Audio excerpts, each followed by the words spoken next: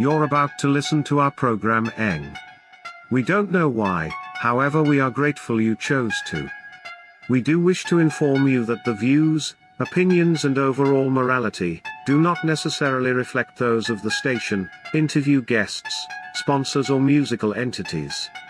If you should choose to continue, and we sincerely hope that you do, just know, we tried to advise you against these actions and we are not responsible for any damage done to your sanity, morals or ideals. Thank you. Here comes the terrible siren.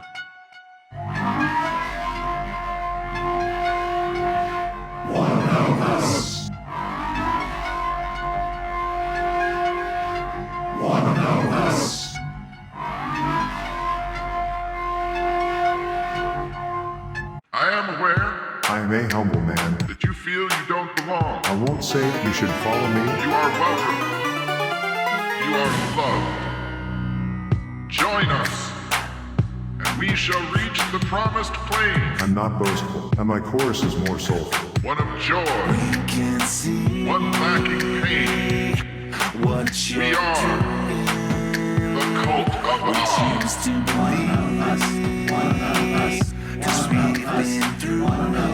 I am aware. Don't say it. I can see you it. Feel you don't belong. I don't wanna. You don't need it. Once again, we are legion. What I mean is, don't say it. I can see it. Join us. I don't wanna. You don't need it. Once again, we are legion. One of joy, one lacking pain. We are the cult of Odd. Welcome, ladies and gentlemen, and everyone in between. You're listening to The Cult of Odd on tapdetroit.com, and we have a special show for you tonight. That's right, there's no episode number with this one, because this is a special. This is a business owner special. And tonight, we are talking with a business owner that has made his mark in the downriver area. If you're in Michigan, you know the area that I'm speaking of, with a fantastic sports bar. We are talking with the one and only Matt Taylor. Welcome, Matt. Hey, what's up? Mr. Odd, how you doing? I'm doing good. Also in the studio with me is my boss, so I have to behave tonight. Yeah, right. The one and only Mr. Plankey. Hello there. How you doing, Plankey? It's good to be here. It is. I don't have to push buttons tonight. This is great. No, you just got to sit there and, you know, push your own kind of buttons. Sometimes be entertaining. You push your own kind of buttons there, Chip. As we funnel the animals out of the studio, we... I know. You love Artemis. I understand. I get Artemis is a homie, man. I just met him. Yeah. So he's actually a stray that we picked up while we were in Kentucky, and he... Yeah, I know nothing but strays at this point. But no, he's a stray we picked up in Kentucky. He's got real bad separation anxiety, but he loves almost everybody. So... yeah, if you come to the studio, you're going to get accosted and want loved by the dog. I'm sorry. I can't help it. We can't train it out of him. Anyway, so the intention of tonight is to get to know Matt Taylor and the bar and the story of how things came to be. But before we jump into that, there is one thing that I have to do tonight, and that is congratulate the winners of the featured artist spot for tonight's show. Over the past week, there has been a top 10 chart up on the Cult of Odd page on tapdetroit.com, and you can go and vote for the bands. You can listen to them. I have a whole new crop of artists coming in, and this was the first 10 that we had selected. Tonight's winners for the featured artist spot are Scott and Sabrina, Anarky, and Haivyn. Now, you're going to hear those songs. They're going to be the first 3 songs, but you're going to hear the rest of the artists, the whole rest of tonight when we go to music. So you'll get to know the new artists that are coming into our Cult of Odd playlist. I'm happy that everybody went out and voted. I'm happy that you guys funneled in. Remember, the charts reset tonight at midnight, and a whole new week of voting will start, so you can push your favorites into the top 3 spot again. Now that I have paid the bills, in a manner of speaking, oh yeah, one final update, because I remember somebody asked me about it. We are moving our merch shop at this point. So there is going to be a little bit of a lag. If you try to go buy merch, you're not going to be able to for a little bit. We're just moving to a different website. I've run into a couple of problems that I'm not happy with, and I'm an asshole. You give me one problem, I'm gone. Fuck you. Anyways, so new bands, go vote. Buy merch when you can. Moving on. All right, Matt. What up? How long have we known each other? It's got to be 20 years. Yeah, a couple of decades. 20 years, give or take a year or two. Yeah. We met. I think the towers were still standing when we met. Yeah. Is it our friendship that knocked them down? It might be. It's a powerful thing. We actually know each other because of a mutual friend who is no longer with us. That's right. We know each other because of DJ Brett, or DJ President. Bow, bow, bow. Yeah.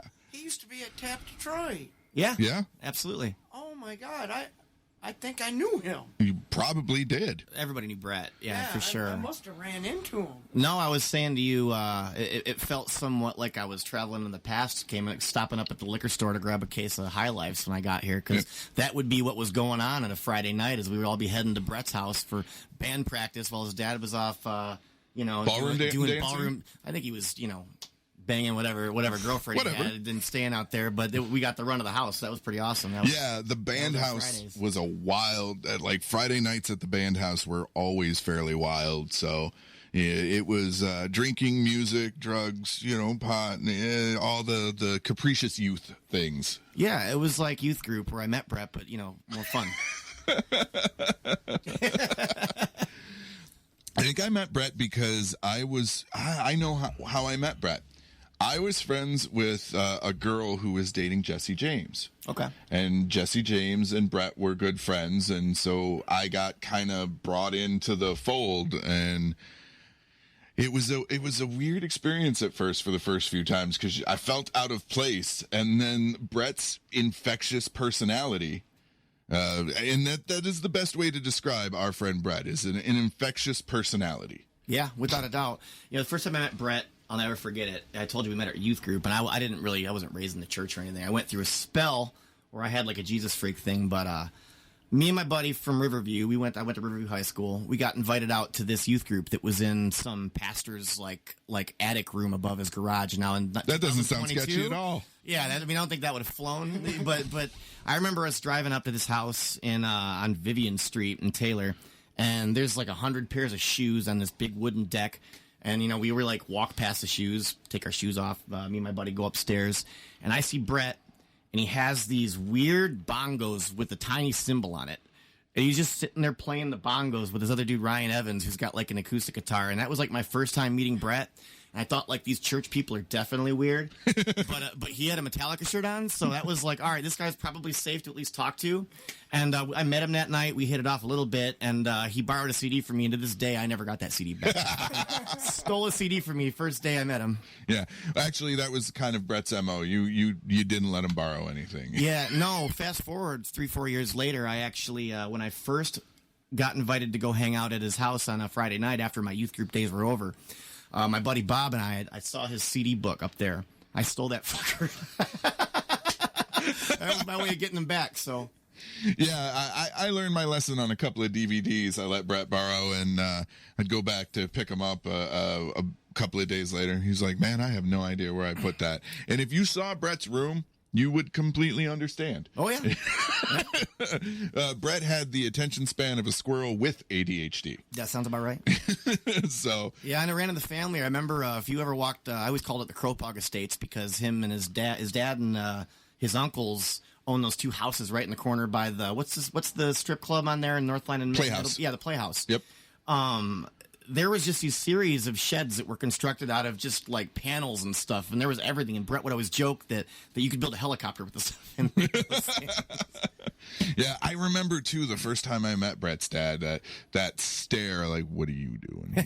Yeah, good old Jim, driest human being I've ever met in my entire life, but really good guy. I eventually actually won him over. Yeah. It was having conversations about religion with him that actually won him over. Oh yeah, he'll talk about that for sure. I remember. Brett's dad would leave his whitey tighties, his Fruit of the Looms, on like just the doorknob of his door, and I never knew what that meant. But also, funny thing about Brett's dad, he would drink beer, not much. He'd buy a 40-ounce, and he would use it like a 2-liter, like most people do a 2-liter. He'd pour a glass and then come back to it a couple days later. Yeah, it was a conversation about religion, and he realized I was a heathen. Yep. And but I was a heathen that had my head on straight. So, like, I was passable at that point. Like, Jim was like, yeah, you're fine. Go. That sounds right. Go on. That sounds right. And you always knew too, like there were times where you could talk to him, and there were times where you couldn't. Oh yeah. Yeah. Most of the time, if you said, "Hey Jim, how's it going?" and he didn't respond, you just kept on fucking trucking up to Brett's room. Kept on going. Yep. Those are the days where Grandma Kropog was still around too. Yeah. I would go to Brett's house and go to the door, and as Brett, you'd hear Brett playing drums in the background. You'd hear it, and she'd be like, "Brett's not home." Slam the door in your face. Or his uncle too was like that a lot. Yeah, Uncle Al. Yeah, Uncle Al. Uncle didn't like all the kids hanging out all the time either. Mm-mm.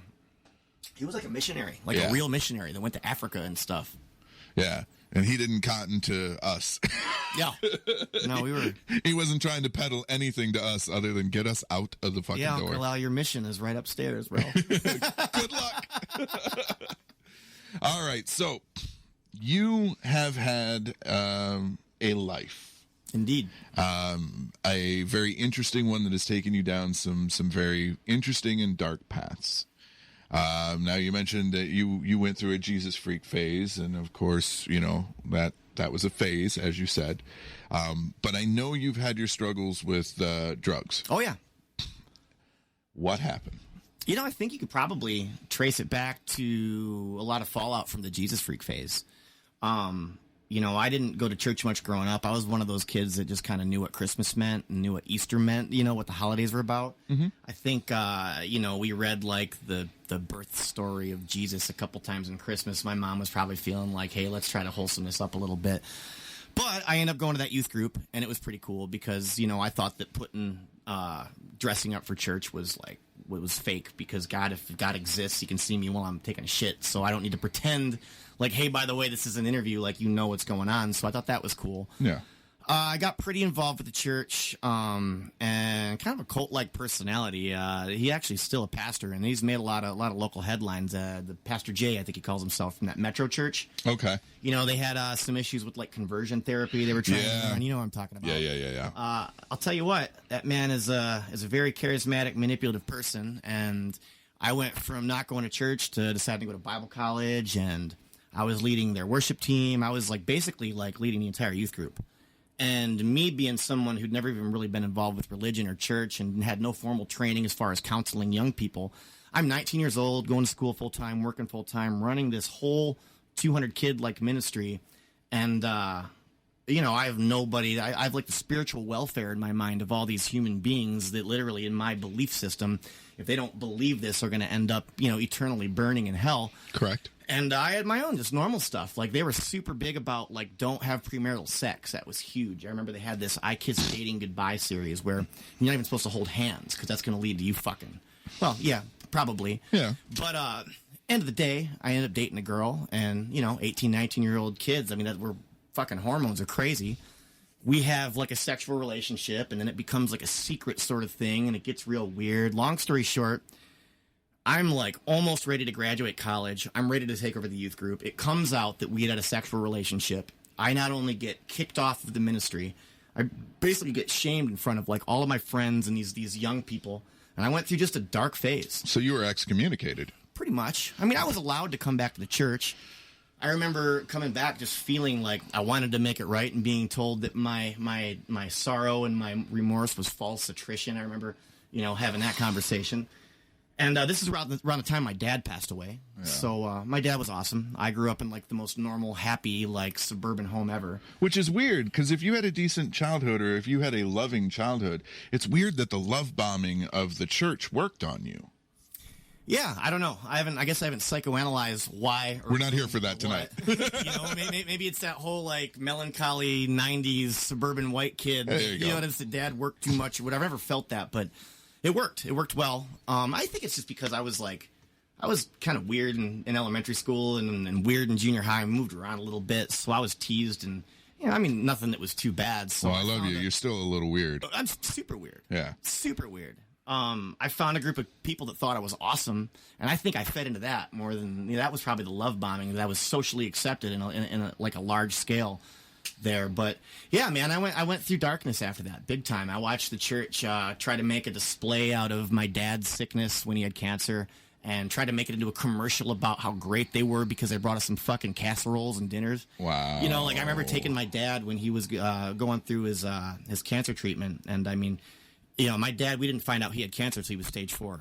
And he, like, on Thanksgiving Day went down, was in a coma till Christmas Day, came out, came home, but he was never even remotely the same.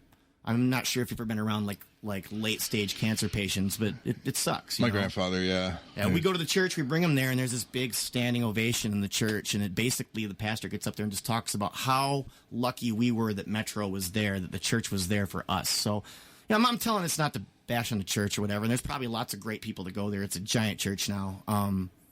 But for that point in my life, it definitely fueled a darkness. I split off of there. I remember my 21st birthday, I didn't drink beer. Actually, my 21st birthday was 2 days before the day I got kicked off and kicked out of the church. I remember it was April where I ordered my first legal beer. My birthday's in January. So 3 months later, I went there with a couple friends to Texas Roadhouse. I'm like, you know what? I'm going to order a beer.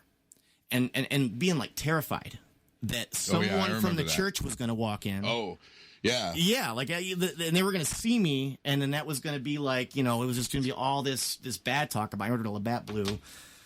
Had a fine time, but, that kind of, like, fueled this just fuck you rebellion in me. And I remember going to Brett's and then starting to smoke weed, because I'd never really smoked weed before, and, I mean, that was a big deal from where I was at in the church. I didn't really grow up around that. And I started to sell a little bit of weed, and, then I was doing the ecstasy rave thing like everybody else was back then, and I kind of cut it all out. Went back to church for a little bit. I was immediately, because it'd been some years, and I think there was a need there for someone to fulfill leadership in the youth position. Threw me right back in. There was no like, are you okay? Like, have you experienced healing from your dad? Like, obviously you were just getting fucked up and high and like banging chicks left and right like 2 weeks ago. Like, but how about we put you in charge of a Bible study? We've got a hole and you're a peg. Yeah, and why don't we put you right in charge of like young people's spiritual welfare again? So, did that. Ended up getting a girl pregnant, like right as I got back, which, probably the best thing in my life. My son now is, he's 17. He's going to be a senior. But I mean, like, that didn't fit well with the narrative. Actually, to kind of illustrate how fucked up, like, the mindset of the leadership of that church is, I remember it was probably 2 months after my son's mom and I had decided, like, I'd split it up right away, because I was like, I'm going to try to do the Jesus thing. We can't have sex. We just met. Like, let's just call it. I'm on a youth retreat, somewhere upstate, like a canoe retreat or something like that, and get a phone call from her, by the way, I'm pregnant. So that, like, blows my whole mind up. I tell the pastor once we get back, and he's like, well, let's not talk to anybody about this right away. I think he wanted to kind of strategize how to politically play it off and how to benefit the most. He had me do like 3 sermons in front of the youth group with knowing that, and that it contradicted all of his standards. I'll never forget, too, it was like the 3rd week, and I was doing like a message at this youth group. We were meeting at Mancino's in Wyandotte because, hip youth groups don't go to churches. They have, like, rock and roll and shit. And I remember that Noah's uncle walked in and was there in attendance, and it was like a completely, like, it blew me up. You know what I mean? Like, I couldn't get through it. And after that, like, I tried to play by their rules for probably 4 or 5 months, and it just didn't work out. I ended up going out, getting wasted one night, and hooking up with some chick that was on, like, the youth group leadership, and then it got out, and so that was pretty much my last hurrah. Yeah. But to me, I had put so much of my worth of who I was as a person that this is the only good thing about me, because that church ruled by guilt and manipulation. I thought I, like, had nothing. I like that you qualified that church. That church, not every church. I know. My mom is listening today. She said my mom is a very devout Christian, and one of the few Christians I really respect her faith. She's awesome. She doesn't go to a lot of churches because a lot of churches are like that, but that church specifically. I mean, there's lots of good friends I have that go to churches that aren't like that. Well, I would like to put your mother's mind at ease. The show is called Cult of Odd, but it is just a podcast. Yeah.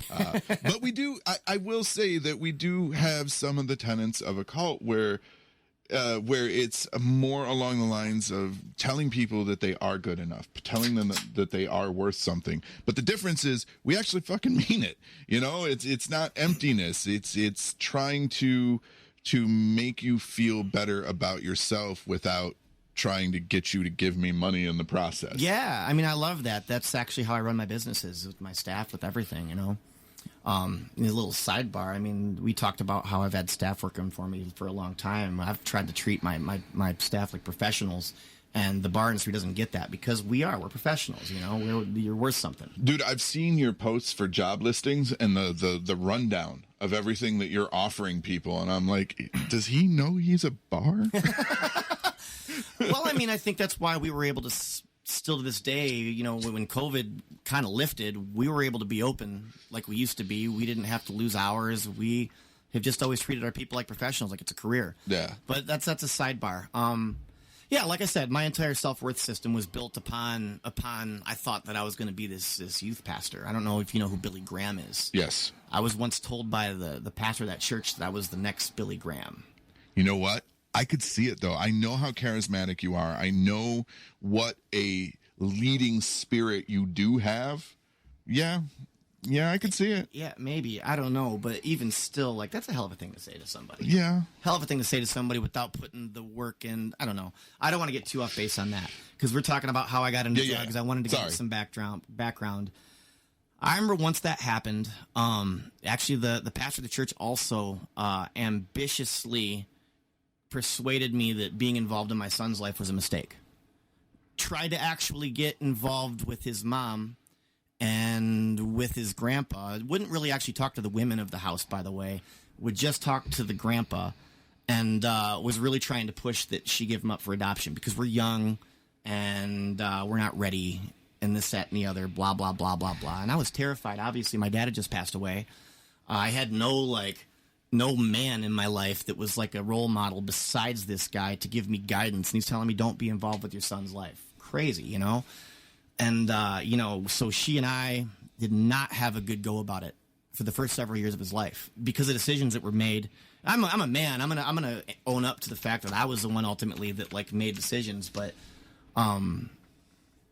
yeah, like it really spun me into a dark spot. So when people would say Matt's doing this, I was like, fine, if you think I'm smoking weed and that's bad, I'm going to go do some coke.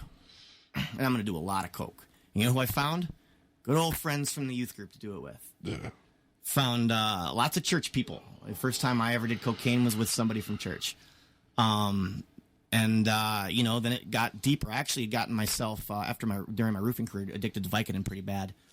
So that was something that was an undercurrent in the back. I just fell 2 stories off a roof one day. Actually, another funny story, since we're heaping on this church, it was the pastor's brother I was working for. I fell 2.5 stories. I finished the day of work, and I remember being told, don't tell them you were at work.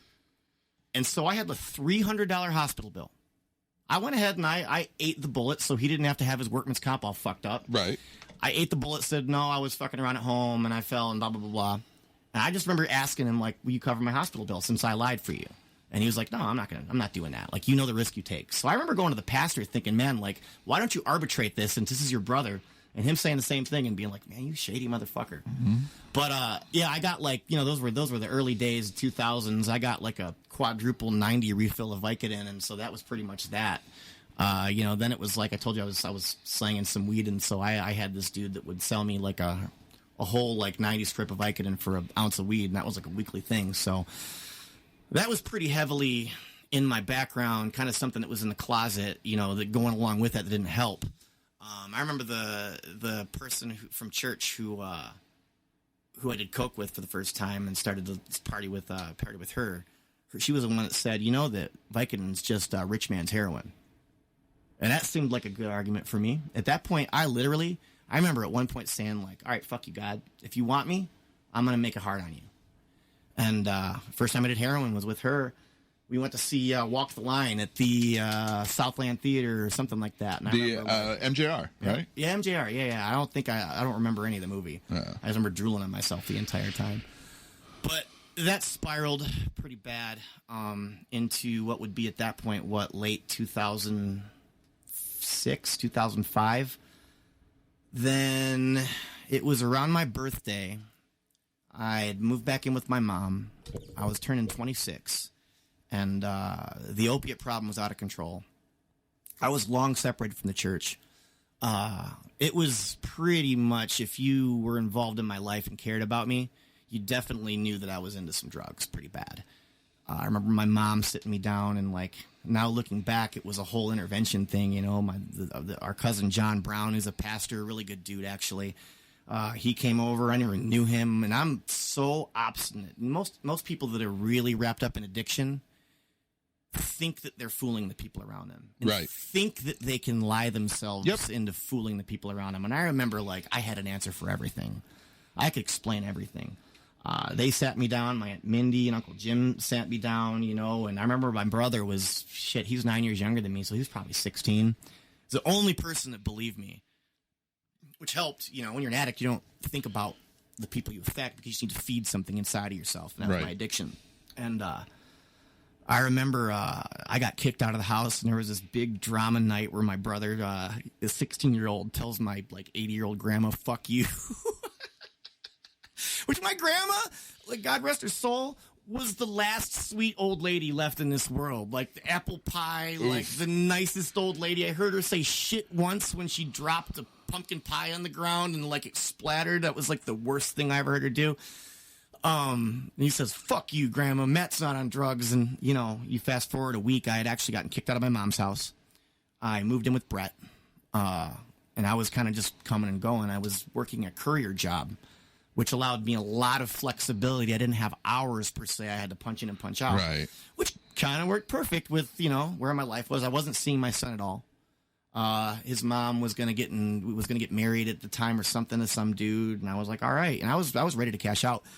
But I remember being at Brett's house, and I had just bought a whole bunch of heroin, and I had Vicodin in my pocket, and I had whatever, all this stuff, and thinking to myself, you know, this is going to be the last day I do this. I'm done after this, and if my mom wants me to go to rehab or whatever she wants, like, I can't continue to live like this, because if I do, like, I guess I had pushed myself to my limits. It was a band practice night over when Brett and Jessica were living in Ferndale. Mm-hmm. Tiny Lightning. Yeah. And missed those days. I remember I drove out to, like, the Bullfrog. Remember the Bullfrog? Yeah. On Telegraph? I don't know. It was, like, the only time I ever was there. It was a weird night. Walked in and Blade was on. Remember the scene in Blade where the blood rave is happening? Mm-hmm. Yeah. I remember, like, I had taken a big fat line of fucking smack in the parking lot, and I walk in and the blood rave's playing, and like a Prayer by Madonna comes on the jukebox. Still to this day, I'll play that song every now and then, and it's like my guilty pleasure, feeling like I beat death thing. Anyways, go on. I put a whole lot of drugs in my nose that night.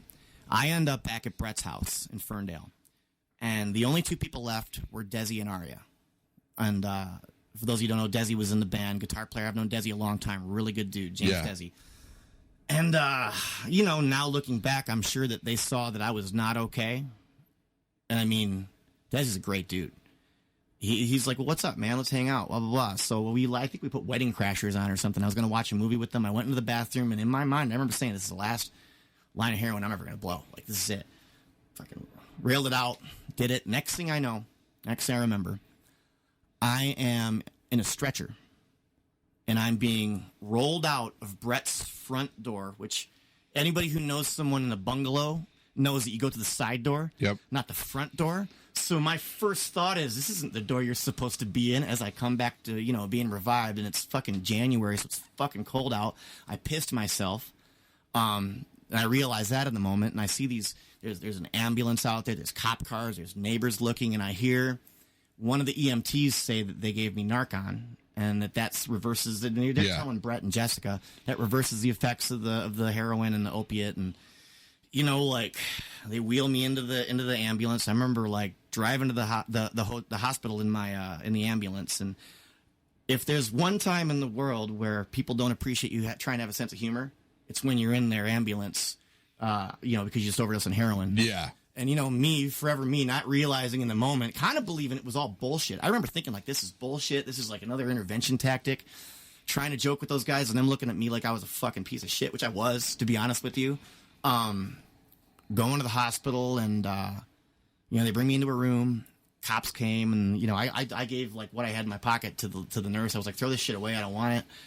And I'm just being like, well, who sold it to you? And, being like, I don't know, some guy that I saw in the fucking corner somewhere. He's like, why would you protect someone? Look at where you're at. And I'm like, no snitch or whatever. But the worst part about that night, I mean, I live, is I remember my mom at like 4:30 in the morning walking into the hospital room. And it was like everything I thought I was hiding from everybody, I was exposed. And it was incredibly humbling.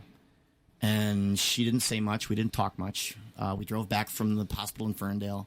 I was living with her in Riverview. Well, I said I got kicked out. Right. I remember walking in the door, and my little brother, who looked up to me like a god, looking at me and just like with the fucking look of disgust in his face that he was the only one who bought my bullshit, and I lied, and just being like, I'm sorry, man. I'm sorry. And it was fucked up, Yeah. I'd like to say that was the end of my experience with drugs. It wasn't. I never did heroin again, so that's a good thing. That was like the end of that. I think I've maybe like one drunken night, like taken like a toot of coke like one time since then in my entire life, but the Vicodin was still a problem. I was on heavy lockdown at my mom's house. I obviously wasn't going to do the courier job anymore. And I remember, like, as I came off of fucking, like, the opiates and I went through the withdrawal process, it wasn't as bad as in Train Spotting. I didn't see, like, dead babies, crawling on the ceiling. But it just hurt. Like, my legs hurt. And, like, my body hurt. Like the flu. Like the worst flu. Yep. And obviously, if you know anything about what opiates do, they bind to your pain receptors and they fuck up your whole emotional course. So as emotions and all my levels start to come up, I just have these emotional extremes where I would just be super happy for a second and then I would just be fucking weeping. I remember it was like, I don't know, like the fourth year the Patriots won the Super Bowl, or the third year. So I watched the playoffs. I watched every Star Trek movie that was ever made, just kind of coming out of it, just like sleeping for 15, 16 hours a day. And then probably 3 weeks later, and I think this is to swing back to why Brett's been such an important part of my life. And this moment's why I own a bar. This moment's why I'm successful right now. And I battled these demons down the road. I've been clean now since New Year's Eve of 2008, I want to say. Kind of lost count, so we're going on 15 years. Yeah. I haven't taken an opiate. I have no desire. I can tell you confidently I've kicked that addiction. But I remember I was in a low, dude. I was like, who the fuck is going to want to fuck with me? I've betrayed my parents, my family. And Brett was the first person who called me.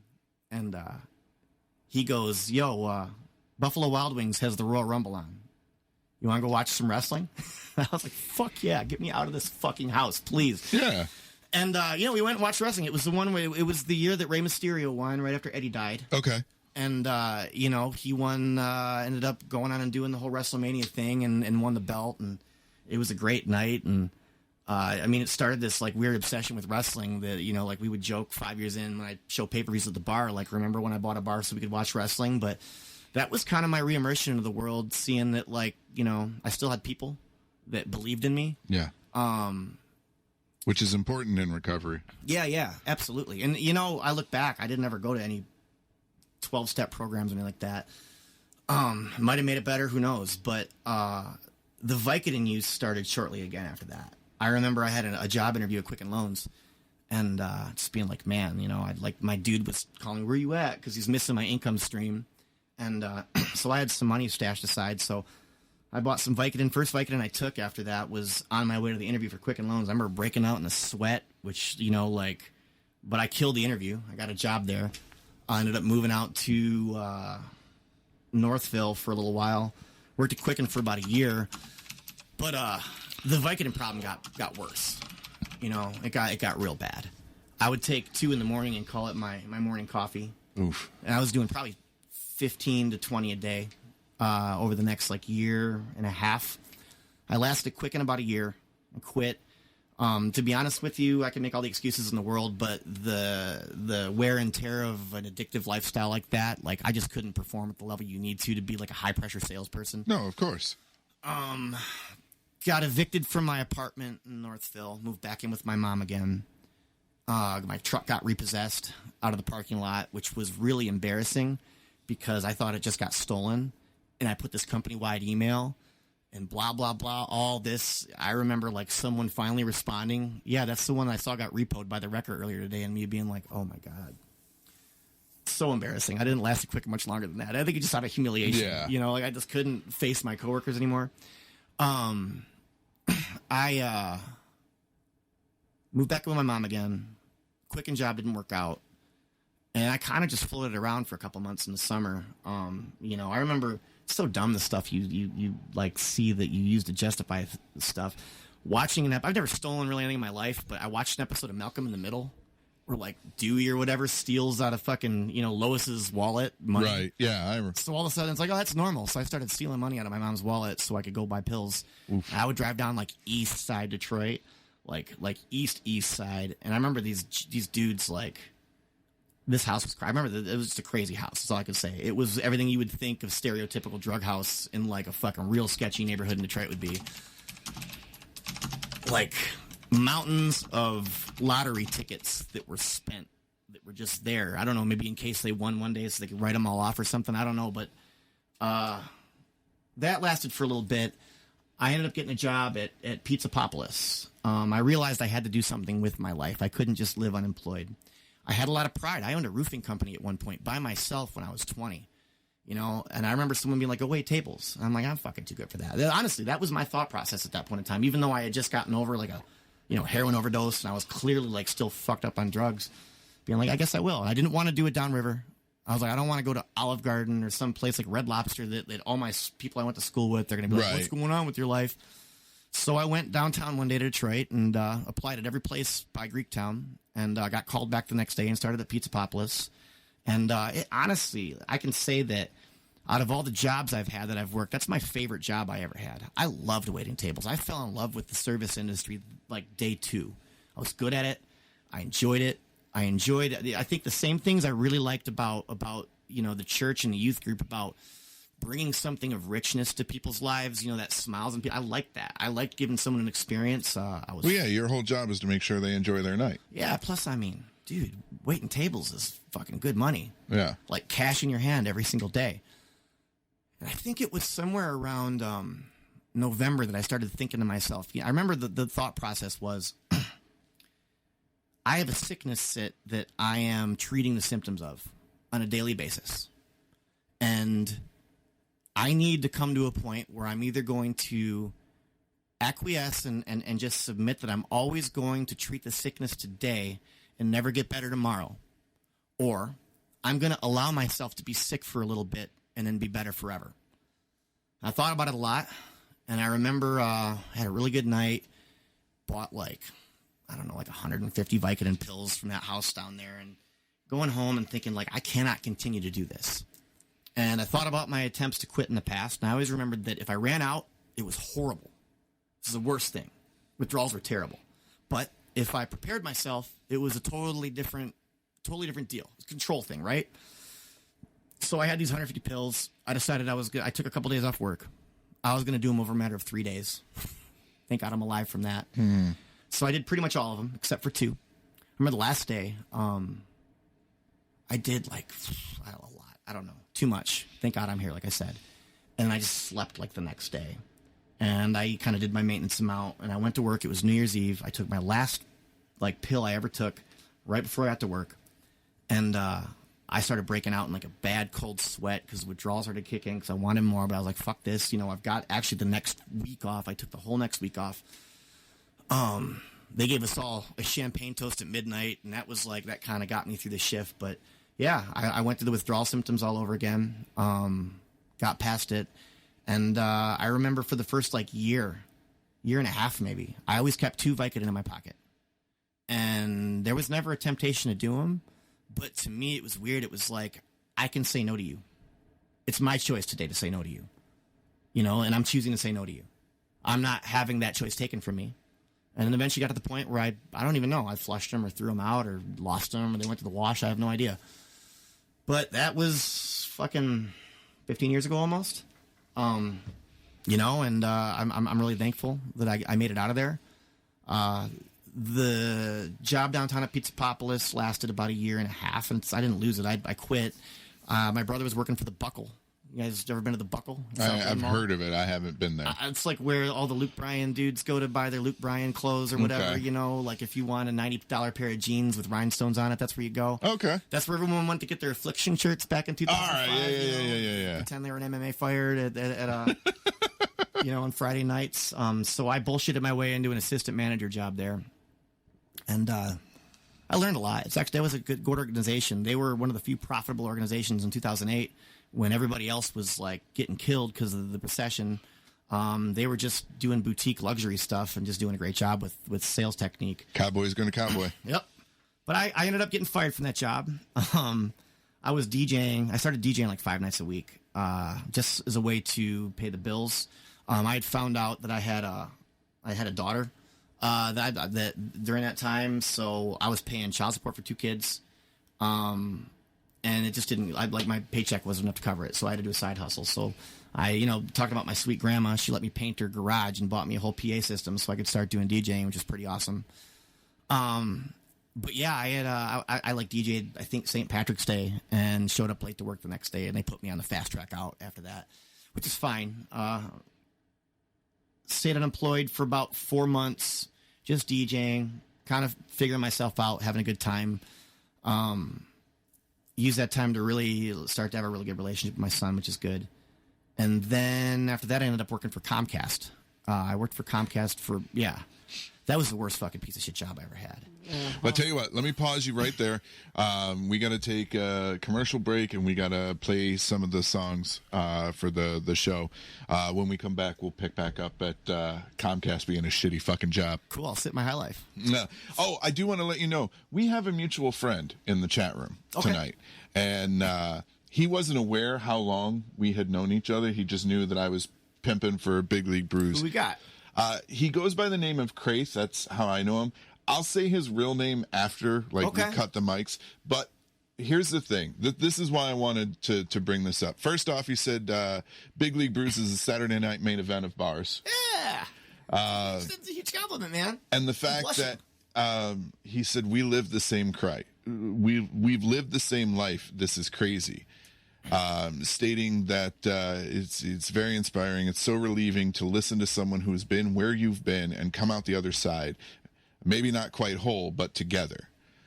He said, especially when you're trying to still piece yourself back together. Every fucking day. He said it's almost a 1-to-1 parallel. The ex, the addiction, being suicidal, the family shit. It's eerie, comforting, and discerning. So many people go through it. I'm a hodgepodge of emotions right now. Awesome, man. We'll stay tuned because it gets better. All right.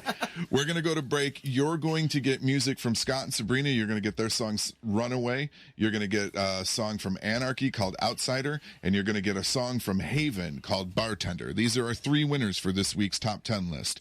Make sure you check back to thecultofodd.com starting tomorrow so you can vote for the new artists. Now it's time for our Patreon shout-out. Big thanks to C. Weezy, Bryce Rogers, Justin Burnside and Zaldor of Zaldor's World Podcast for becoming a patron. Welcome to our Holy Mother and the throne she sits upon, who have joined the Cult of Odd Plus. We hope you enjoy our long, uncut and girthy episodes until you're fully satisfied and left shaking from laughter. For everyone else, you can join our Patreon too. Just head to patreon.com/cultofodd. Become a patron and reap the benefits today. Tired of regular bar food and bar atmospheres? Yes! Do you long for a place that feels like home, where you're treated as family and not just another customer? Yes! Yes! Then Big League Brews is the place for you. Their menu is the most extensive in all of downriver. They have an excellent breakfast selection, and they're also well known for their burgers and wings. But hey, if you don't want to believe just some guy on the radio, Big League Brews has been voted best sports bar in Metro Detroit by Click on Detroit 6 years in a row. Wow. They have the friendliest staff and a wide array of cocktails and beers, 26 of them on draft, with new creations regularly. Yes! Yes! Yes! And if you're looking for work, Big League Brews offers the most competitive wages with great medical and dental and vision benefits and plenty of paid time off.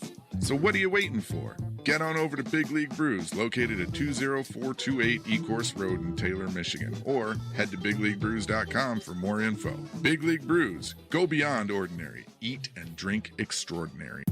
Are you tired of incense that stinks?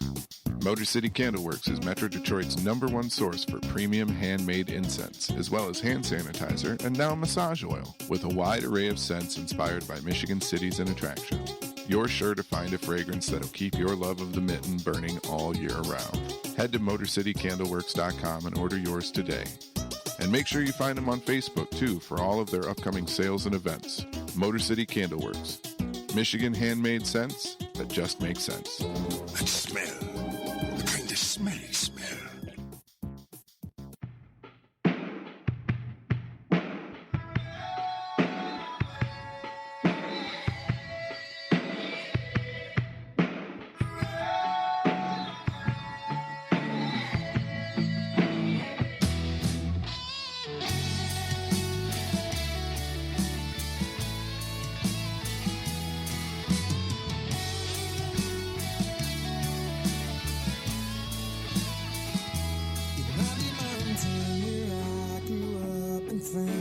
Something worth fighting for, but I need some changing things to stay the same. I'm ready for something more, tired of the same old bars, trying to prove who we are, wishing we were superstars.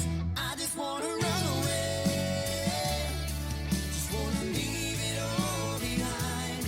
I just wanna run away, and I don't even wanna say goodbye.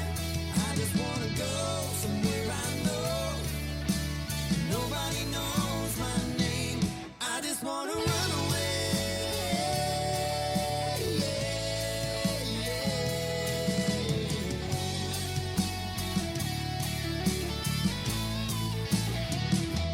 Sick of all the booze, the lies, the phony cries, you're fooling me with your disguise. Sick of finding out you tossed my name around. Wish they could see it through my eyes, but it's alright, I ain't gonna lie. I ain't heartbroken tonight. I just wanna run away, just wanna leave it all behind. I just wanna run away, I don't even wanna say goodbye. I just wanna go somewhere I know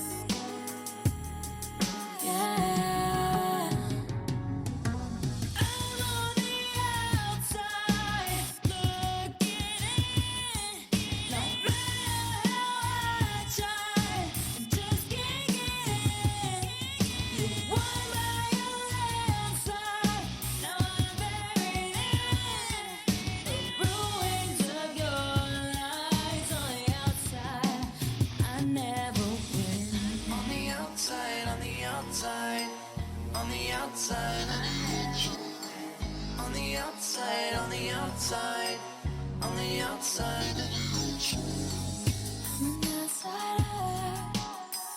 I'm an outsider. I'm an outsider. I'm an outsider. I'm an outsider. But I needed you. Just kinda thought you'd need me too. All the things we do. Guess that we were meant to do.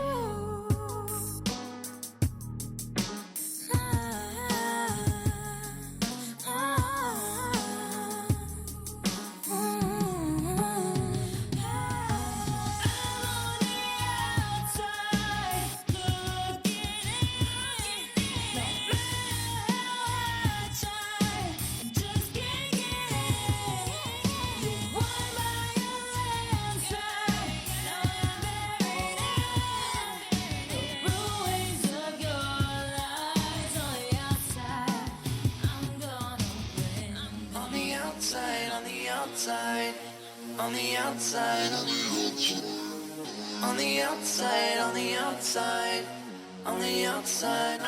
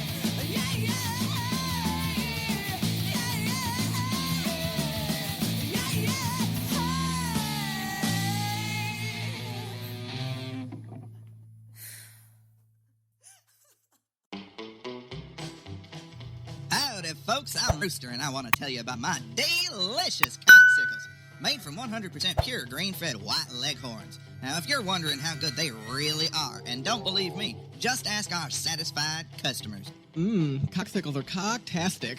I can't make it through my day without having at least 2 of them in me. My kids just love drinking the juice that drips off the end. Well, there you have it, tried and true testimonials from regular folks who love my juicy cocksicles. Check your local stores for Rooster's Original Coxicle, and don't forget to try our other flavors. Hickory Smoked Coxicles, Sticky Q Coxicles, which is our own special brand of sweet barbecue flavor, and our STD Special, spicy, tangy, and delicious. And we are back. You're listening to the Cult of Odd on TapDetroit.com, and we're doing a business owner special, or a business owner spotlight, however you want to say it, with the owner of Big League Brews, Matt Taylor.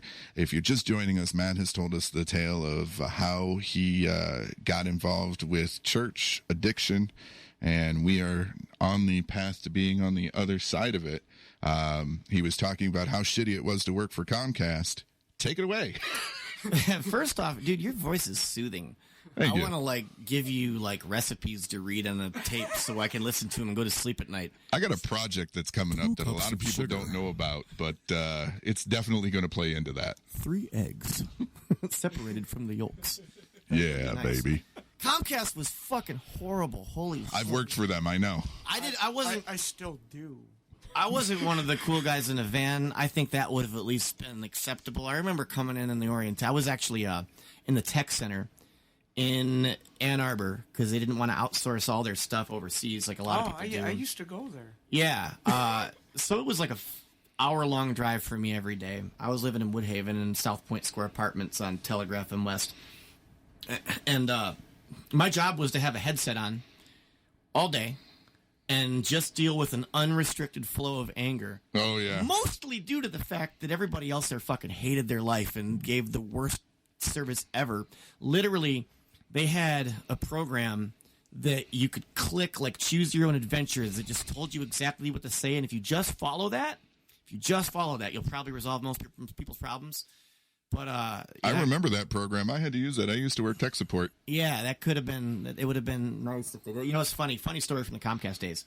My first day working for Comcast, and I had to bullshit myself into that job too, because I remember I was dating a girl and we had gotten engaged, and we were about to get engaged, and I didn't know shit about They asked me what's HTML stand for. I'm like, I don't fucking know. I'm like, internet, HTTP. That's what they asked. Yeah. And then I laughed. I was like, but the thing is, why I want this job is because I see an opportunity for it to be a real career. I want to propose to my girlfriend, and I want to, go all the way. And I see this as an opportunity to finally do that. And I won him over. I plucked the heartstrings. I'd done some homework too, so I knew about the history. I wowed him in other ways. Well, I'm gonna pause you right there just for a second and say, people that have our independent spirit about us and on our drive, we're great bullshit artists. Oh yeah, we can sell ice to Eskimos, if that's still a PC term. Hey, if you were ever a cable guy, you're a good bullshit artist. Yeah. Okay, fuck yeah. Well, and maybe the overinflated confidence in my abilities to be able to just adapt on the fly. So I was like, I'll figure it out. I remember the first day we hit the floor, they were understaffed in the billing department. There's a shocker. And whatever manager was like, you know what? The tech guys can probably handle billing calls, so we're just going to make them talk to people today and try to resolve these.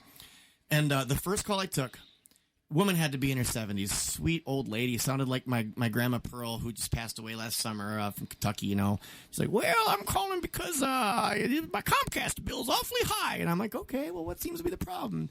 Well, the thing is, you could pull up and look at every facet of somebody's bill. You could look at their exact bill. She had like a $600 Yeah, I know Comcast exactly. bill. So I look at the bill, and she's wondering why it was so high, and there was an unbelievable amount of pornographic films that have been ordered on this bill. So I'm in my head like, how do I explain this to her without reading the titles of these films to her? And she's like, well, I said, well, it seems like somebody ordered a lot of pay-per-view films, miss. And she goes, oh, well, my husband did say he ordered some movies. What did he order? What was he watching? And I'm like, well, these seem to be adult-themed movies, and I don't know if you want to hear the title. I can take it, Sonny. You tell me what are they called? And I remember the first one. I can see it in my head. I can see the fucking title. It was 12-Inch Black Dick. That was the name of the first movie. And I read it, and once I read it, I just felt like I don't know, I lost track of who I was. And the next one was Wet Lesbian Nurses and like stepmom, like this, that, and I get 6 deep, and I'm rattling off. It's like, that's enough, okay, that's enough. Taps out. And, that was probably the only good thing that happened when I worked for Comcast. My favorite thing, because like I said, I work tech support. I worked for their home security system. It was my job to sell the pieces and to fix it. Fix it. Yeah, if it broke. And it was tantamount to basically turning it off and turning it back on again. But 70% of my calls, because this was in 2009, so a lot of older folks were making the transition from a tube TV to a flat screen. And so it wasn't on the channel 3 like it used to be. Yeah. For those of you that are under 30, when you wanted to play, Nintendo, or you wanted to put on Channel your VCR, you had to put it on channel 3 to get to that.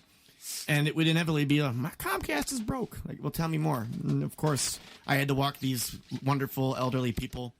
It's fucked up now that I always think in terms of progression. Most of these people are probably dead now because 13 years later. Sorry, that was a little bit morose. Whatever. And then I remember the worst time, the funniest call besides the porno one. Guy calls in, and I mean, this guy, I've never been verbally assaulted so hard by someone who's never met me in my entire life. You fucking Comcast people are so fucking stupid. You gotta be born missing some chromosomes, all this stuff. You even get a job there, you gotta be something wrong with you. All this, that, and the other. I'm like, oh wow. I remember saying, It really sounds like we've done you wrong, sir. And good news is I'm going to be the one that's going to help you today. But I just need you to answer some really stupid questions for me first so I can get them out of the way so we can get to the problem, okay? And I mean, this guy, like, cussed me out bad. I was like, first and foremost, his TV wasn't working. He couldn't get his Comcast cable box to work. So I need you to go to the back of the cable box, all right? I'm there. I need you to find the power cord, all right? Found it? Yep, I got it. I need you to trace it back to the wall and make sure it's plugged in. Well, it's not plugged in. It's okay, we'll plug it in. He plugs it in. Yeah. He goes, it's working now.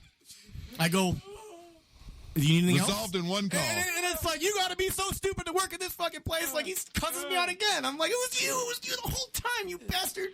My favorite one was a call that I had, and of course you have to explain these things. That's part of the drill, part of that script, that choose your own adventure thing. Yeah. So when they call in with the problem, you have to explain what could be the issue, how things work, and everything. I had this woman who got irate with me as I was explaining things. She was like, sir, I have a PhD. You don't need to talk down to me. And I said, ma'am, I'm not talking down to you. This is part of what I have to tell you in order to get to the point where I can help you. And so she started screaming and cussing at me, and I got her to calm down, and I continued through what I needed to tell her. And yet again, she's like, well, I have a PhD. I understand things that you couldn't even probably comprehend. And she just kept hammering and hammering and hammering that PhD. And I fixed it on the first call, and she's like, well, thank you. And I was like, you're welcome, ma'am. I said, it's wonderful that you have a PhD. It's a damn shame it didn't come with a set of manners. Thank you for calling Comcast. Yeah, I feel that. So that was my job there in a cubicle.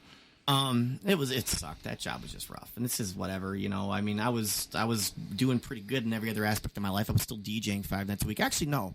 I think by the time I got to Comcast, I was just DJing 2 nights. I was doing karaoke at McCaffrey's in Lincoln Park. There was a bad joke because I was at the Wheat and Rye 3 nights and they closed down. Then I was at Shots Up in Wyandotte and they closed down. That was at Little Dublin's and they closed down. It was like the LDJ Matt curse. Oof. Anyways, I ended up at McCaffrey's. And the thing about Comcast is, like I said, it's like an hour drive from where I was at. And 94, right when State Street and 23 hits, is fucking terrible in rush hour. Yeah, parking lot. Absolutely. So that was my everyday, driving an hour there and back, sometimes more. And they started, because the call volume was so heavy, because they suck, that True. You'd be in like hour 7.5 of your shift. Like, I got to deal with maybe 6 or 7 more people, and I'm out of here. And you'd be right there, and they would announce that everybody's mandatory 2 hours overtime, and you'd be there an extra 2 hours. And then you'd be at the end of that, like, well, now everyone's on a 12-hour shift. Like, that happened almost every single day.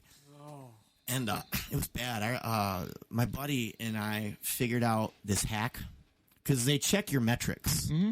We figured out a hack that there was a combo of buttons that you could press on the phone that wouldn't affect your metrics, but you could stay on your phone with dead air. And so you know how it goes. Oh, yeah. It starts off like we just want a minute between calls because these calls, they would not give you a second to buffer. No, there's no breath. You would be saying goodbye, and burp, there's the next person, like ready to go. Yep. That whispers right in your ear. Yeah, it was a lot. So it starts off a couple minutes here and there. Then pretty soon, half of my shift, I'm just like playing solitaire on the computer, you know, doing whatever on my fucking cell phone. And I think probably had things worked out differently, I probably would have gotten fired. But it would have been June of 2010. I'd always wanted to own a bar. There was actually like a funny story where Brett and I stole a house in Wyandotte. Our buddy Ian was living with his brother, and we were probably 22, 21. We were young. He was living with his brother, and his brother was kind of like not there all the time because he slept at his girlfriend's house sometimes. And our buddy Ian was like, I'm moving out. This house is paid up for 2 months. Here's the keys. Have fun. Ian's an asshole. Like, I haven't talked to Ian in years. If he's listening to this, I hope he's doing okay. But I remember we decided that we were going to throw the sickest fucking keg party ever. I think we made like flyers. We went out to every bar. We bought like 4 kegs, you know. And I mean, this is back in 2002 where people still drank every night of the week. Mm-hmm. Like, young people partied like that. They weren't all smoking legal weed and chilling at home and on the metaverse, whatever people fucking do these days. I like my legal weed. I mean, yeah, for sure. I'll never forget. It was like night 3, and it was just a rager that never ended. And I I'm on the deck entertaining guests, and I remember Brett comes up and goes, "Yo, there's someone here that says this is his house, and he's fucking pissed." And I remember like stopping, assessing the situation, being like, "All right, bring him here." So he walks this guy in there, and it's Ian's brother, who was supposed to not live there anymore, who was supposed to be gone. What the fuck is this, man? Like, I've been at work, I've come home after a long day, there's all these people. I was like, whoa. I can tell you're really upset right now, and I think in your situation I would be too. But here's the problem. I was told that you don't live here anymore, so we've been kind of throwing these parties.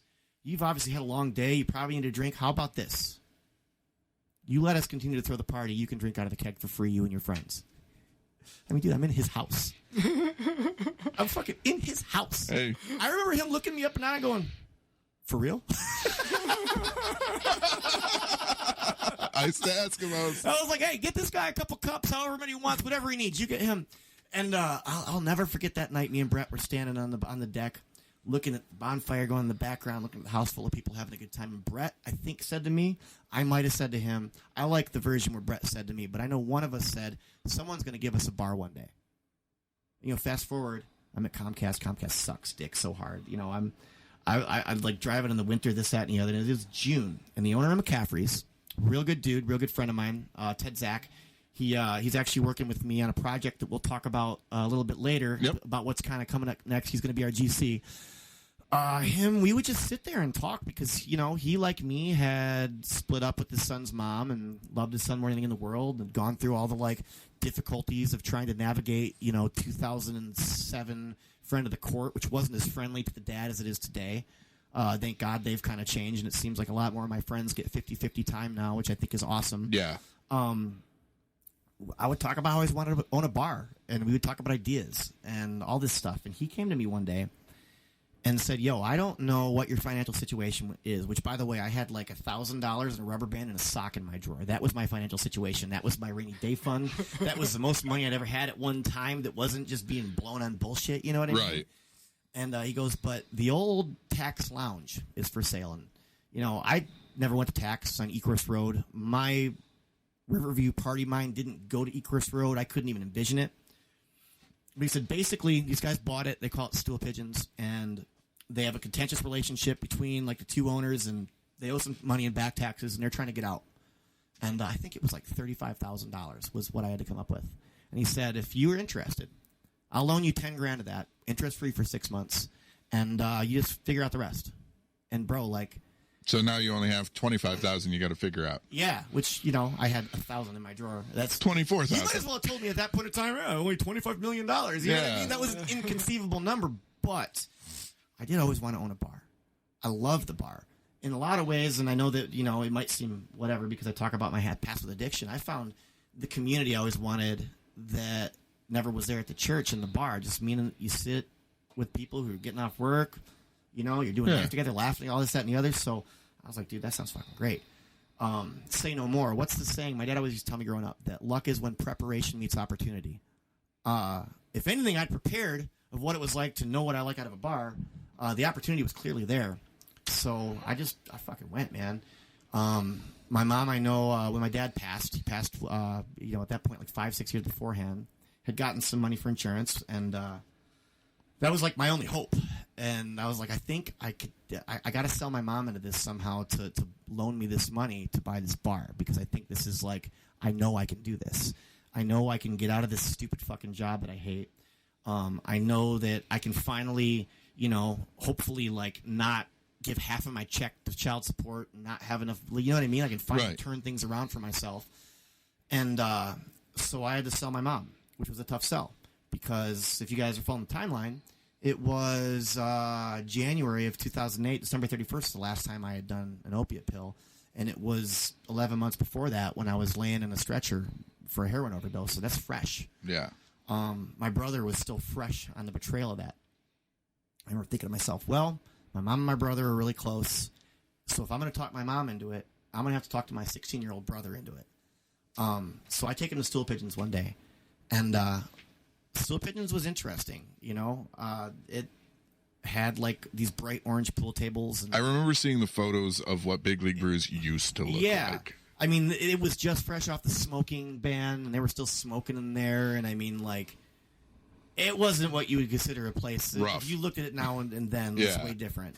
Actually, funny story. The first time I walked into Stool Pigeons, I had never heard of it. No idea. I didn't know what the R&R was down the street. The only bar I'd been to was the old Kiefer's because my buddy Cheyenne Goff used to play solo performances there. I know acoustic. Cheyenne. Mm-hmm. Cheyenne's fucking awesome. He's dude. an awesome He's dude. the songbird of Downriver. That guy's he can sing, man. Absolutely. So I walk into the first night after he proposed this idea. This is before I talked to my mom, before any of that, when I was still thinking, is this something I want to do? And literally, they had 6 TVs in the entire place, and they were all linked to one source. And all of them had hardcore dick-sucking pornography on. What the fuck? Like, literally. And I'm the only person in the bar. I sit down. It's 5-6 minutes. And the bartender... They must have had that Comcast package. The bartender was making out with her boyfriend. Yeah, exactly. Yeah, the bartender was making out with her boyfriend behind the bar, and it was hot and heavy. And clearly, I was interrupting whatever their plans were for the night. And she finally comes down. She goes, "What do you want?" And I'm like, "What's on special?" She goes, "We don't got specials." I was like, "All right, just give me a Miller Lite." Throws a Miller Lite down. She goes, "You mind if we watch Playboy?" I'm like, "That's fucking Playboy." That looks like shit's changed. Like, Playboy's awesome now. But I'm like, no, you guys do whatever you want, And then, a couple minutes later, I remember a couple walks in and sits down at a booth because there used to be booths in there. I think that the old owner used to be at Applebee's more than he would be at his own bar, the Applebee's on Newcourse Road. And when they remodeled, they gave him all the old booths. They gave him these weird chandeliers that had clowns on them. It was a weird spot. There was this breezeway back then that I'd catch people horrible things happening. I mean, wonderful things for them, but wonderful things for them. 29 and 2 for 50. I remember them sitting down and they order a drink and they put the drink down and then she realizes that there's just foul shit on the screen. She goes, "What the fuck type of place you take me to?" And the guy goes, "Baby, I've been here once before. I don't know." And he just walked out. That was it. I sat there that night. There was a motorcycle helmet on the bar top that said, "God made Adam and Eve, not Adam and Steve." And I'm like, these fucking guys don't get it. This is not a place of welcoming. This is horrible. And thinking why did my friend that I thought cared about me even bring me into a place like this? But then I kind of had this shift of thought and said, there's no way in hell I could fuck this up worse than this. Right. And I mean, that was kind of it. And I started thinking, I was like, what's this area not have? They don't have a sports bar. It's I don't like the whole classic idea of a sports bar being some place where there's chicks all dressed in referee shirts, peddling their ass for whatever your tips on your wings and your shitty domestic beer is. You know what I mean? Yeah. I was like, no, a place where people can come and watch the games and just fucking have fun. And I started looking around thinking, let's put TVs up here. And, there was the Red Bar down the road, Halftime, that had the 95-cent burgers. I'm like, well, they're the Burger King, so let's just do good wings. That was my thought process going into it. And started to come alive. So I brought my brother there, probably 2-3 days later. Was there hardcore porn on the TV? No, it was daytime, so I don't think they were doing that quite yet. There were 2 dudes sitting at the bar, and I got to know them, Gino and Bob. And between Gino and Bob, they had a full set of fingers.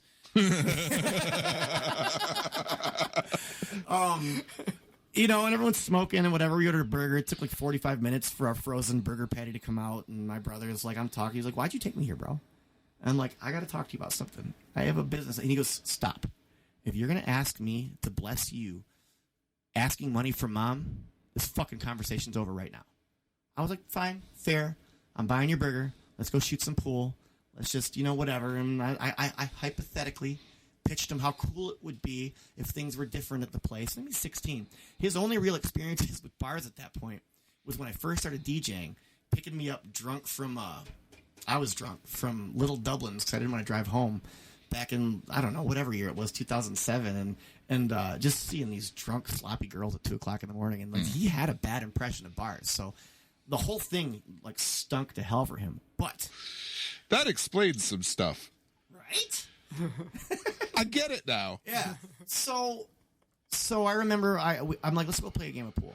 And if you know the setup at BLB's, you got the one room that's like a dining room. Mm-hmm. And anybody who goes in for their first time thinks that they're looking into a mirror. Because originally the building in 1941 when it was built was just one hallway. Yeah. It was that one side. And then there was a real estate agency called the Alpine Realty that was at the end of what the strip is that has BLB's. The owner, Alpine, eventually bought, it was a Dairy Mart back then, turned into the Alpine Lounge, made it a bar, and then in like the 60s or 70s, he combined both buildings into a strip. So there's like that extra room, and so we walk around to the extra room where the pool table is, where the bright neon orange Tennessee Volunteers pool table was, and we rack it, and the song "Your Love" by The Outfield came on. You guys know the song. Mm-hmm. It's a good song. Yeah. You know, Josie's on a vacation far away. You know, like he just wanted to sing, folks. Yeah. I'm trying to set the scene, man. There's smoke billowing in the air. It shouldn't be. The cue ball breaks. Every ball goes in the holes. It's fantastic. And my brother goes, actually, I kind of see this. Like, to the beat of that song, it's like I could see the TVs right there and what that would look like, and I could see this. And he became a believer. You know. We didn't have a name at that point. I just had an idea. I didn't know what the fuck I was doing. I was like, I just want to own a bar. I wanted to own a bar forever. It's time to own a bar. I got an opportunity. Let's fucking own a bar. So he walks away from that meeting, and we go and we pitch my mom. And my mom wouldn't listen to it for a second. I gave my pitch, and Zach had my back. He was like, Mom, this is a good idea. You know, I bullshitted that interview. I was like, Mom, there's 15,000 houses within 1.5 miles. I didn't know those demographics. Right. It seemed good. You know, surrounded by houses. That was the day you learned numbers are bullshit. Yeah, they didn't tell me that the Keno pays the rent, and I'm like, the Keno pays the rent? That sounds like a good talking point to bring up. You know, like, I can do this better. They're watching porno. I'm not going to watch porno. It's going to be great. So we get through this meeting, and my mom's like, well, here's the thing. You know, I don't have any certainty of any income coming in the future. So if I'm going to do this, you need to talk your grandpa into it. And he's going to have to be willing to help me if you fail, and I need help with this. And at that point, I was like, my grandpa's not a drinker. My grandma's definitely not a drinker. You know, like, I've never known them to really go to bars. I mean, my grandpa used to go to get bar burgers occasionally, but he's also the most worrisome, risk-adverse person I ever met in my entire life. I'm like, well, I got my work cut out for me. Yeah. So I'm like, all right. I mean, I'm not going to say no. So we do this whole thing where we invite my grandma and grandpa over. And I remember us sitting in the kitchen, and like Zach's in my corner. My mom's coyly in my corner at this point. Like I've convinced them. And I gave my grandpa the whole pitch. My grandpa's probably 83 years old at this point. Awesome, man. You know, once my dad passed, I mean, that was my dad. He was a principal in Detroit school district. I mean, he was there like a principal in schools during the race riots. Like, my grandpa saw some no bullshit. Shit. Smartest dude ever, most competitive shit talking person ever. You know, he'll tell you never lost a game of checkers in his entire life. I'm 3 years old, and he'd beat me and talk shit to me after he beat me playing checkers. You know, like Roy Brown was a bad man. He was awesome. You know, like a senior Olympic gold medalist. He was a captain of the university, at least as far as he told it. Maybe someone's going to Google this. It's bullshit. Don't tell me. I don't want the illusion popped. But as far as he told it, he was a captain of the Wayne State tennis team, the only time the tennis team ever beat University of Michigan, and they beat him every year. That's his story. He was an awesome tennis player, and you listen to him talk, he probably could have been pro if that was a thing back in 1945 or whatever. Right. I don't know if it was. But anyways, I give my grandpa this whole pitch. Tell him about, you know, we're going to be a sports bar and this, that, and the other, and everything. I'm pitching him hard, and I'm like, I need this money, though, because I don't have it, you know, but I believe that I can make it back. I believe I'm going to be a success. You know, I've seen what it's like. You know I've seen failure, and you know I'm better than that, and I know I'm better than that, and this is my opportunity. And I remember, like, finishing the pitch, and the room was fucking quiet. And my grandma was looking at my grandpa. My mom, my brother was looking at my grandpa. And he sits there, like, looking at me with this deadpan. I had no idea what he was about to say. I'll never forget this. And this moment is so big for me in my life. He looked up and said, if anybody can do it, Matthew can. That's what he said to me. Damn. It's good. Fucking awesome, man. What a vote of confidence. And we worked out the details. You know, if things failed, then I got you. No problem. Go get it. Which is awesome, you know. Which is funny because my grandparents believed in me so much with this crazy endeavor. We don't have any entrepreneurs in our family. You know, my grandpa's a teacher, my uncle's a teacher. You know, like my Uncle Jim, like he does an awesome job working for Carmanos. Like, I don't have like business owners in the family. This is completely new for us. We get together at my Uncle Tom and Aunt Cheryl's in Dearborn, and we're sitting there, and I didn't know my grandma was going to just drop the bomb. I remember, like, everyone's gathered around a circle. Grandma's like, hey, Matthew has an announcement for everybody. Matthew, tell him the good news. And I wasn't ready for any of that. I'm like, none of these people fucking fucking go to bars.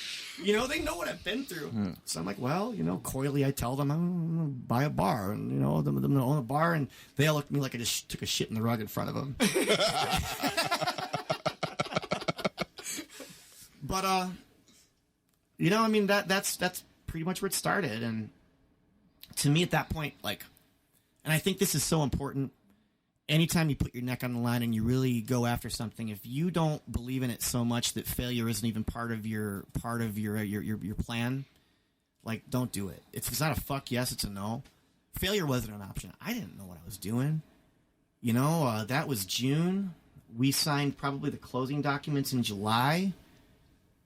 I got the keys August 2nd. We were open August 3rd. You know, I mean, my first interviews I did in McCaffrey's because they were nice enough out of Craigslist. I'd never been a bartender. Well, you know, I made some drinks at Pizza Popolis, but I'd never been a bartender. I'd never worked in the kitchen. This has this kitchen. I'd never run a business like that where you need to do numbers, and you know, I was completely new, so I didn't know about labor. I didn't know P&L. I didn't know scheduling. I didn't know, dude. Here's how much I knew I was going to make it, and how little I knew. We opened day one, and I didn't have prices for any of our products. I just had a bartender that was starting at like 9 o'clock in the morning. I had everybody get together on the night when I got the keys, all the staff, and I was like, free booze. Let's just talk. Give me your ideas. We didn't have a menu. I didn't even think about a menu at that point. Zach and I made the menu at Gordon Food Service shopping for shit together the second day we were open. Yeah. You know, I was like, let's just get this fucking thing going. And I remember, like, Jimmy, my manager, who's still to this day my general manager. At that time, he was just a bartender. He's been with me since day one. And the funny story about Jimmy is I didn't want to hire him. When my friend Jen Johnson, who worked with, I knew her from the Wheat and Rye Southgate, and I knew her from McCaffrey's. Was like, my buddy Jimmy, he's got a following. You know, he used to be the manager at Gleason's, and in my head, I was like, that's where that fucking guy got shot. I don't want someone that was at Gleason's. And, you know, I'm still in the mindset that you got to be a woman to be a bartender, because that was definitely 2000s bartenders were all chicks, you know. Women, sorry, I don't mean to be chauvinistic. But I ended up hiring him because she insisted. He didn't really want to work with me either, but he was working at Alvin's downtown, which is closed now, which, you know, they weren't busy. So we started working together. I remember the first day him being like, I'm going to go ahead and set these prices for you. This is what all this shit should cost. And, you know, I mean, talk about luck. Jimmy just happened to always be a very honest person. Jimmy always, there was nothing shady about him that was looking to, you know, to get over on somebody. So I can honestly say without him in the beginning, I don't know if we would have made it. And I'm so proud of the fact that 12 years later, he's our GM, you know, and we're talking about, like, venturing into business ventures together as, like, ownership partners, you know, which is so fucking cool. But, yeah, we opened that first day. I remember we all got drunk the night before, and I slept on the stage. There was cosmic bowling carpet in there, by the way. I don't know. They must have just taken it out of the back of a bowling alley or something. He's getting boosts from fucking Applebee's, and it doesn't surprise me. And there was this stage back there that you know, was like all dilapidated and shit, and I fell asleep on the stage with like a couple of the staff members that were going to work the next day. No, actually, I remember that night standing on the bar, and you know, they always used to call it my "I have a dream" speech. And I was like, I've dreamed of this day, you know, forever. I don't know that if we're going to be busy. I don't know if we're going to be slow. I don't know if, you know, like, if I have no idea what to expect. I can't be prettier than Buffalo Wild Wings. I can't be prettier than you know, Old Chicago, which was like the other place you could get craft beer in 2010 besides the Oak. You know, I cannot beat them on that. But what I can beat them on is the way we treat people when they walk in the door and the way they feel when they leave. I said, and I believe... And I remember thinking, like, the Wheat and Rye Southgate, that was my bar. The roof leaked. The bathrooms didn't work. The air conditioning didn't work. Place was, you know, the fucking cook would piss himself, like, halfway through his shift, drunk, like, passed out. But, I mean, it was busy all the time because the staff was great. Everybody had a blast when they walked in there. And I remember, funny enough, now looking back, I remember thinking in my head about jerseys, which Brewligans, you know, my second bar that my brother and I own, Brewligans used to be a bar called Jerseys. And I DJ'd there a couple times when it first opened. I thought to myself when I first walked in, wow, beautiful. You know, clean, brand new TVs. It looks like someone condensed Buffalo Wild Wings, a little bar, but they never really hit. But that whole how you feel when you leave factor was never there. So I just told them, I said, this day, I promise you this. If you give a shit about everybody that walks in the store, and if we stick to our mission that we're here to put smiles on people's faces with everybody that walks in here, we will grow, we will succeed, you will make money, and that's it. And we'll worry about prettying the place up later. We'll worry about all that later. And I mean, I didn't know. It seemed like a good line, like pulling in, but I believed it. And to this day, in 12 years, and what are we going into October? 12 years and 3 months, except for COVID, we've never had a month of loss compared to the year prior. 12 years. That's amazing. Unprecedented in business. I'm going to pause you there because we have to go to our next break, but I do want to say one thing. First, if you're listening after the fact, you're listening to us on any of the podcast platforms, you're listening to us on YouTube, this is it for you. Unless you go sign up for the Patreon or you join us Friday nights at 8 p.m. live, this is it. This is all you get.